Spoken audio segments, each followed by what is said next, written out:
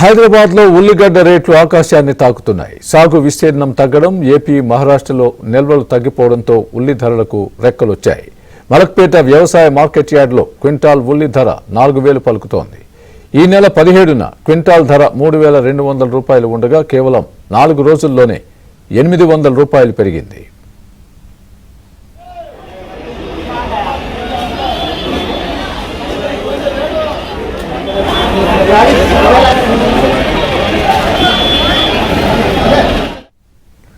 ఉల్లి రాబడి గణనీయంగా తగ్గడమే ధరల పెరుగుదలకు ప్రధాన కారణమని మార్కెట్ అధికారులు చెబుతున్నారు. రాబోయే రోజుల్లోనూ ఇవే రేట్లు కొనసాగే అవకాశం ఉందని అంటున్నారు.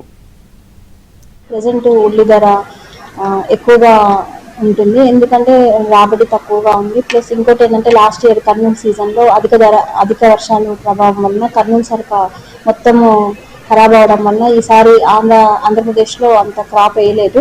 క్రాప్ మొత్తం వేయడం వల్ల దిగుబడి మొత్తం తగ్గిపోయింది. ప్లస్ మహారాష్ట్ర